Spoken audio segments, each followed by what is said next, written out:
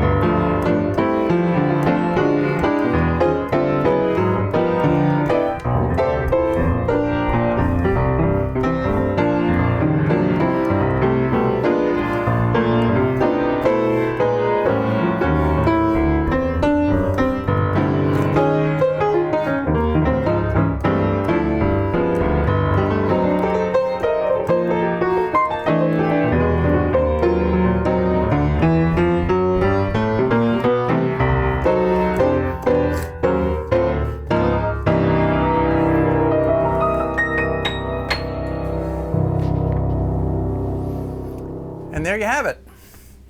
So it's kind of a fun tune. I did it in C.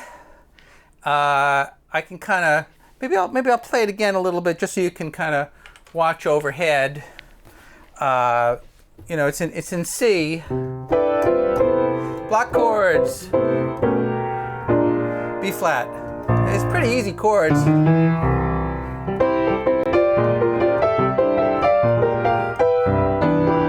Just 2 chords. C.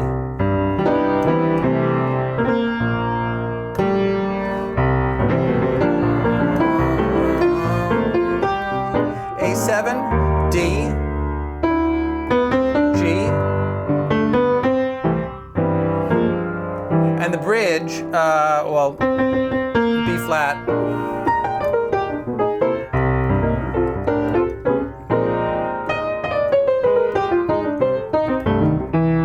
The bridge is the parallel minor, G, C minor.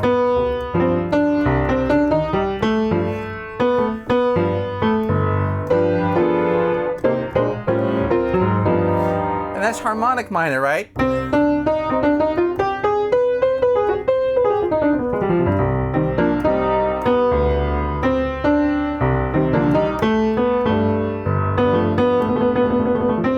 And then the pedal tone.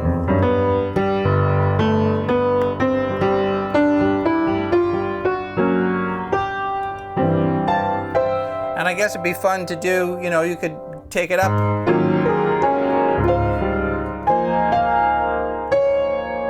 Take it up, you know.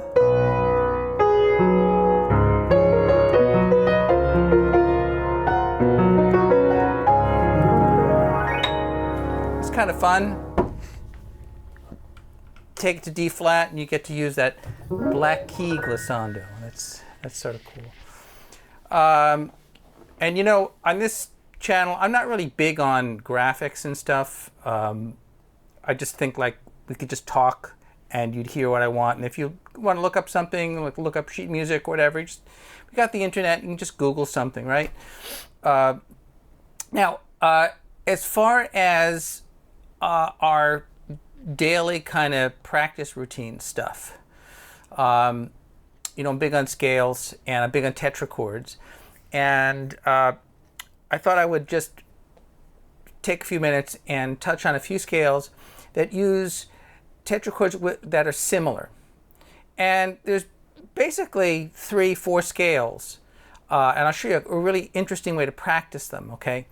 And a little caveat when you're practicing anything, you practice one thing at a time. So as an example, if you're practicing scales, I would prefer to use the same fingering for all the scales and all the keys. Now that may sound a little kooky, but it eliminates one level of complexity. And it kind of forces you to look at the scale structurally rather than just, you know, physiologically. Okay, so the major scale, okay, the major tetrachord is whole, whole, half. All right, and that's the perfect fourth, and it looks like this. All right, so here's. Right, and there's your whole, half step, okay? And likewise, whole, half step. And here's how you practice it, okay? Hand over hand. Take your left hand, put it on top of your right. Take the left hand, put it on top of your right. So the last 4 notes of the scale become the first 4 notes. All right, now I ran out of key. I'm going to run out of keys, so this is a good time to drop down.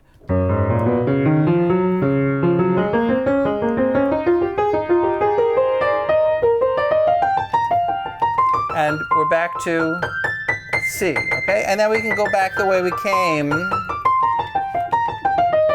And everybody should be able to do this, okay?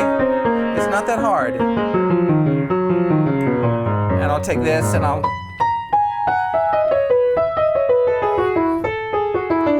D major, G major, and C major. Okay, so that's the major scale, which uses 2 similar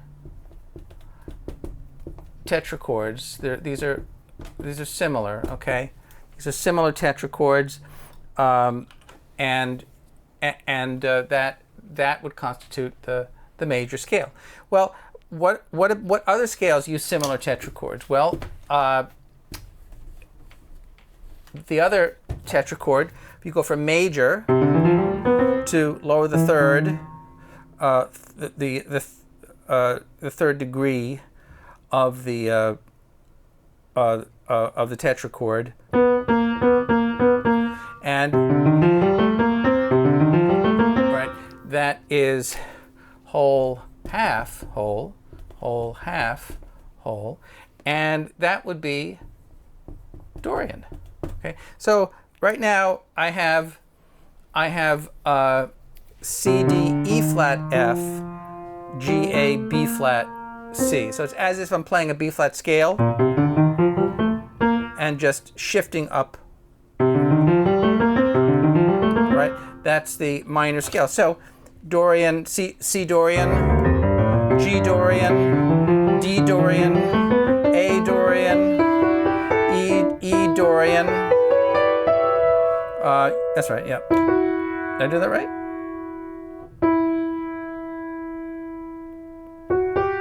Yeah, I did.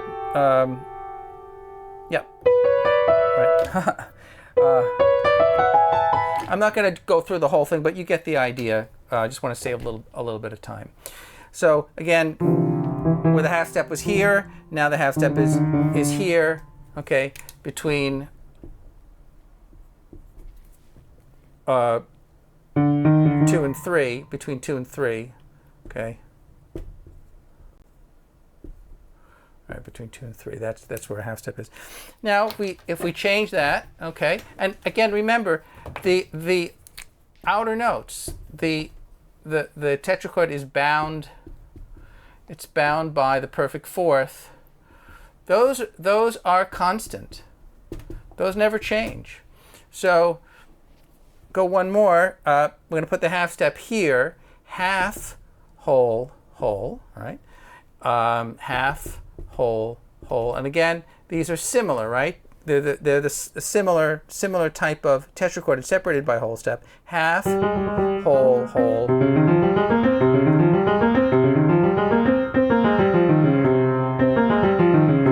What is that? Well, that's P-H-R-Y-G-I-A-N. That is a Phrygian mode. So it's as if I took the notes of the A flat major scale and I shifted them over, major, right? And then the shifting again, minor, okay? Shifting again, Phrygian. You ever practice the scales this way? And notice I'm using the same fingers for everything, no thumb. Nobody used the thumb 300 years ago when they played keyboard instruments because it provides another problem to deal with. Right, so there's your Phrygian mode. In other words, C is the third note of what major scale, right? G is the third note of what major scale? Well, it's the third note of E flat. So if you know your major scales, right? D is the third note of what major scale? Well, B flat, right? A is the third note of what major scale? F. Okay. E is the third note of what major scale? Well, C. Right? That is the Phrygian mode, and of course you can go down, right? Right? You go up and down the scale.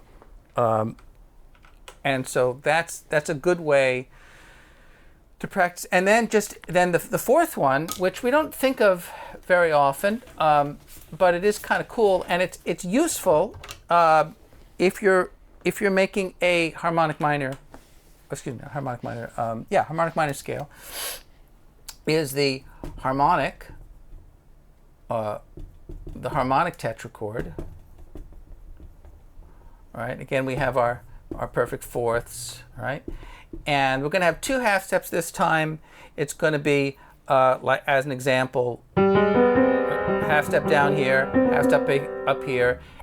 So there's a half on either end. And then what the heck is in the middle? Well, in the middle, it's not a whole step or a half step. It's actually an augmented second. Aha! Aha! So why is it augmented? Well, in this would be, let's say, G, A flat, okay, B natural, and then C. Okay, that would be. Oh, let's write that. Let's write that up here.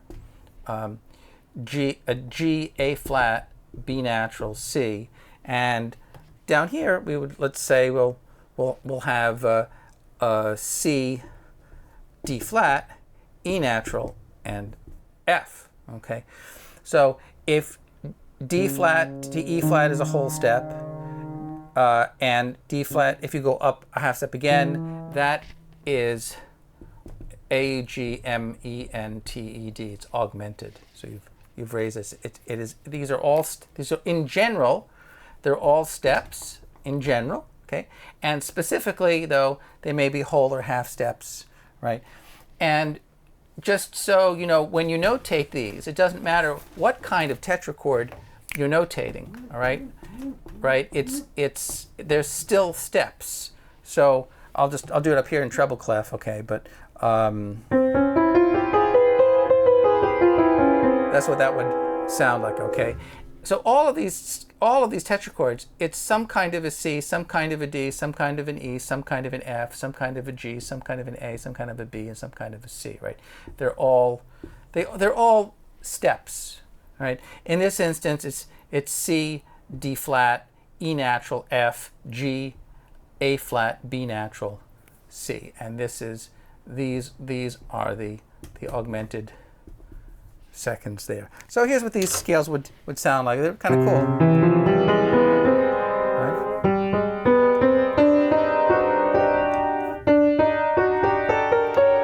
So now, when would you use those? Well, you use those for the harmonic minor scale. What would you call this scale? I don't know. But sometimes we might call it maybe an Egyptian scale. I don't know. Harmonic scale. You pick a name that you like, but it's a.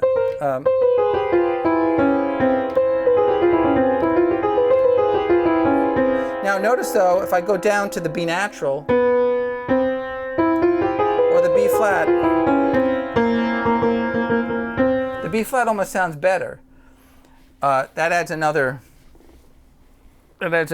level of complexity in the scale. Now, again, just to emphasize, we're talking about similar tetrachords. Okay, similar tetrachords. So, two majors or two minors. Okay,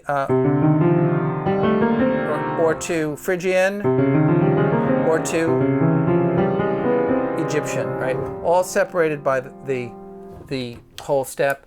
And again, those are referred to as disjunct.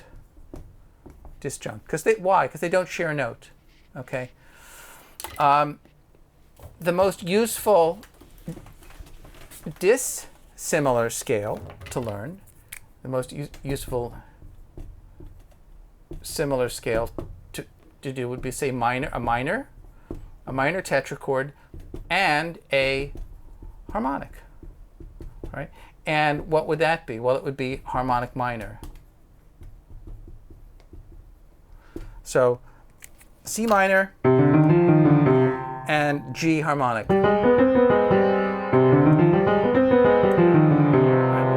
Remember, we're playing in a minor key. We're using the harmonic minor scale. We need that B natural when we have the dominant chord. That's why we use it. Okay. It's known as an artificial. It's an artificial scale. Why is it artificial? Because there's no B natural in the key of C minor. That's why. There's no B natural in the key signature. And 1, 1, 4, 1, 5, 1, not 1, 4, 1, 5, no. 1, it's possible if you're playing reggae.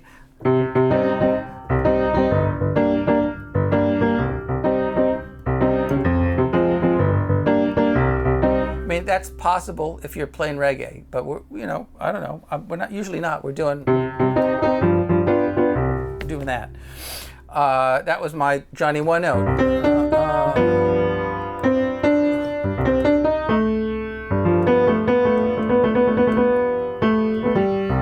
Got B natural there.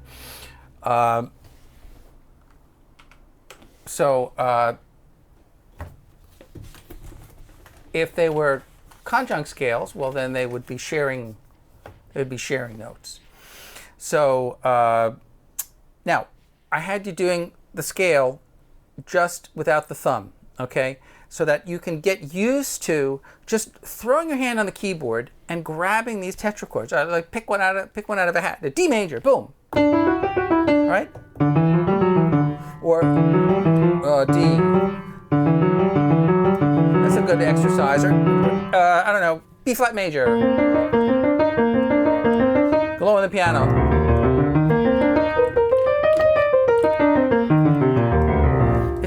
Really, you got to break this stuff down if you really want to become fluid with it. And then F major. Just F major. And then put the B flat and the F together and you have the major scale. Now, the fingering, I've done fingering videos. You can look for them, but I'll just do a quick review of fingering. There's two categories of fingering, right? One for black keys, one for white keys. That's just, it's kind of arbitrary in a way, but okay. The white key scales, the scales that you start in the right hand start with the thumb, typically. You know, these are like conventional rules, all right? So you start with the thumb. Why would you start with the thumb? Because the thumb's lower in the hand, the black keys are higher. It makes a little more sense. Please don't slam your thumb on the keyboard or bang it, or you could really wreck your hand. And also just avoid using your arm. It's very easy to make the thumb too loud. Better to strike maybe on the little corner of the nail there. And remember, the thumb starts from back in the hand here. It's not, you know, that's not the thumb, okay? The thumb is like this whole thing, all right? But using the thumb, articulating with the thumb. But, you know, 1, 2, 3, 1, 2, 3, 4, 5. And it's typical fingering if you're starting on a white key. And just to reiterate, very, very picky, when you're done with the thumb, boom, get that thumb under the hand and ready for the next group of notes. 1, 2, my thumb's under the hand, 1, 2, 3, 1, 2, 3, 4. Now my thumb's under the hand again because I'm going to do another octave. If I wasn't, well then I wouldn't put the thumb under.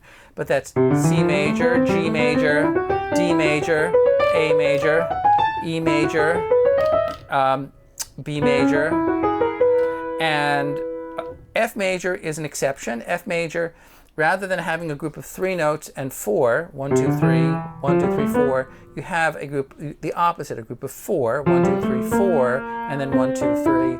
Why? Because you have the black key, the B flat, and it's awkward. You can do it, anything's possible, but it's not the best idea. Right?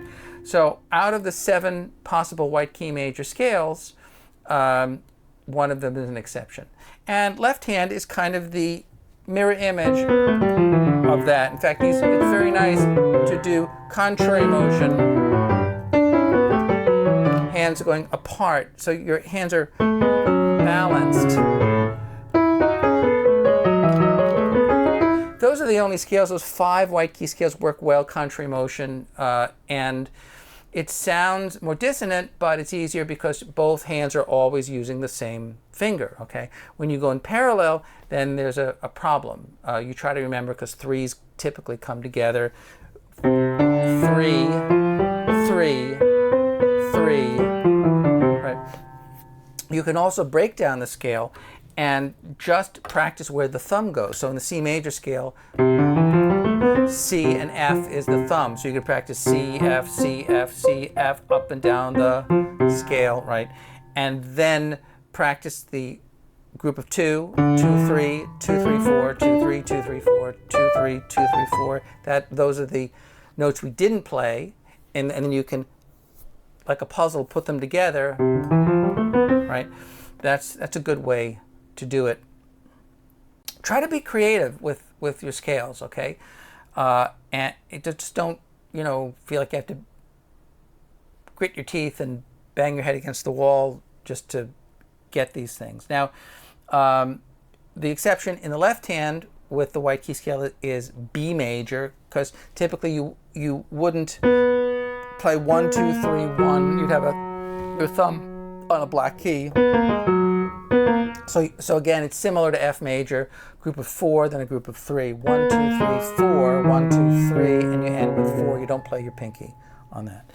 And that's why if you're doing that in parallel, it might be a little tricky.